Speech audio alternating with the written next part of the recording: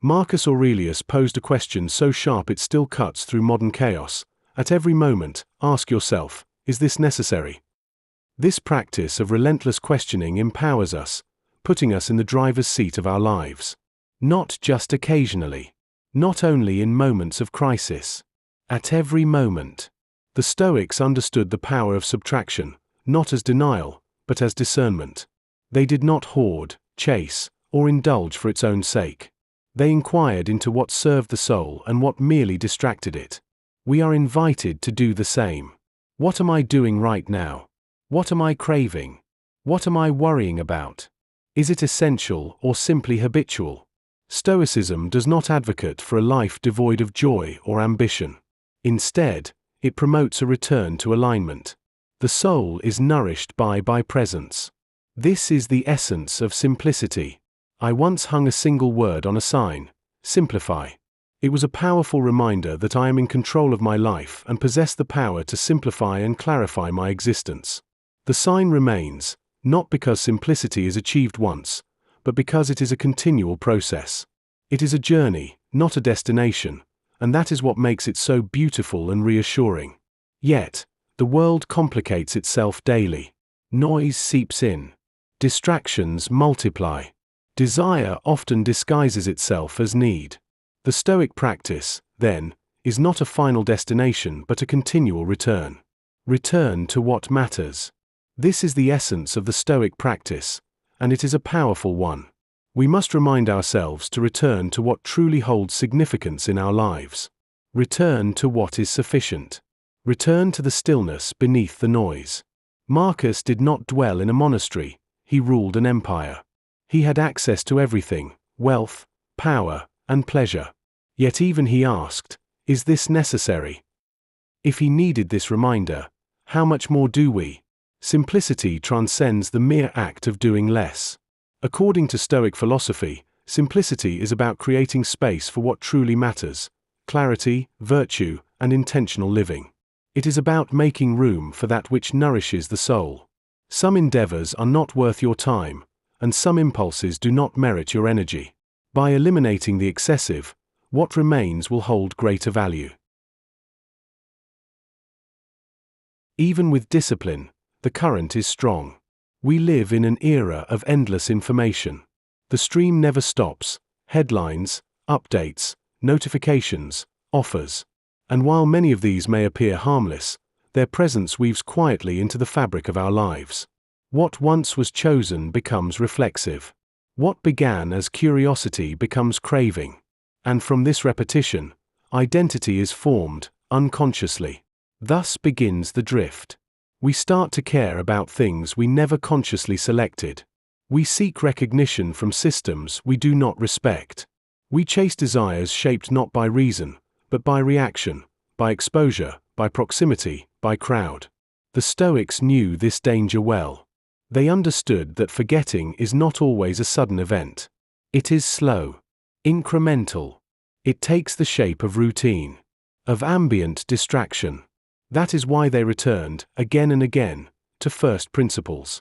Their affirmations were not signs of forgetfulness, but reminders of alignment. Simplicity is not a single decision. It is a daily discipline. To live simply, we must practice questioning. Is this burden mine to carry? Would I still choose this, if no one else saw it?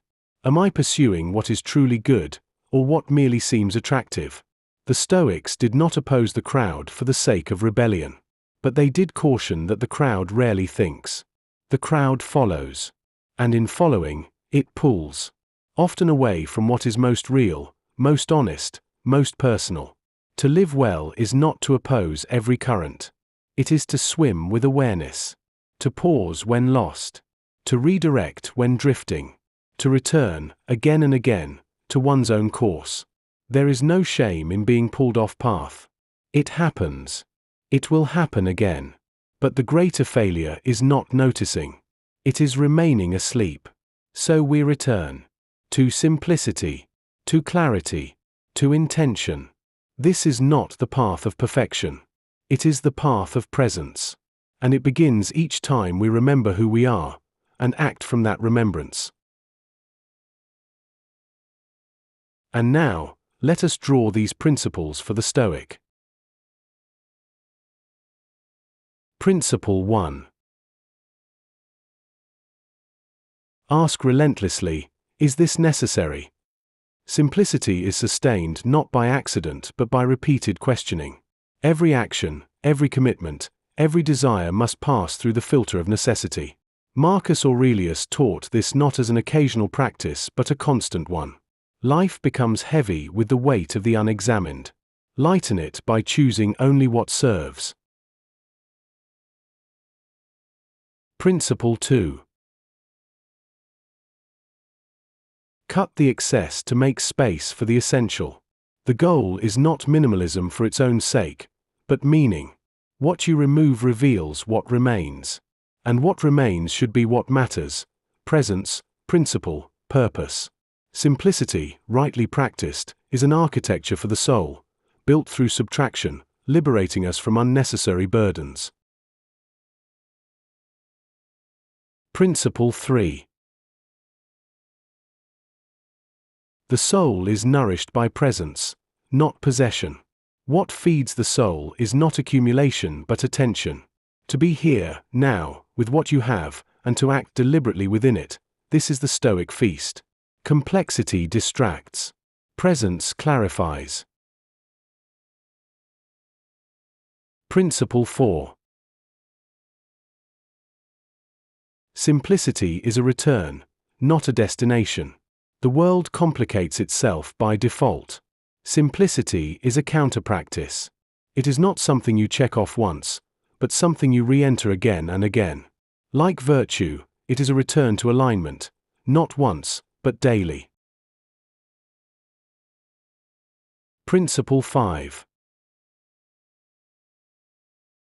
Drift is the quiet enemy. We often don't notice when we've begun to care about what doesn't matter. The drift is slow, social, subtle. You do not need to be swept away in drama to be lost. The Stoic trains to notice when alignment has faltered, and gently returns. Principle 6. Ask, is this mine to carry? Much of what clutters our life isn't ours. The anxiety, the urgency, the comparison, these belong to others. The Stoic must learn to pause and ask, would I still choose this if no one else were watching? This question reveals what is truly yours. Principle 7. Clarity requires space. Not just physical space but mental and emotional space. To think clearly and to act rightly, you must make room. That may mean fewer obligations, fewer inputs, fewer opinions. Silence becomes strategic. Restraint becomes freedom. Principle 8. Return is the practice. Perfection is not Stoic. Return is. You will wander. You will forget. But you can always come back, to stillness, to virtue, to clarity. Each return is a small triumph of the soul over chaos. Principle 9.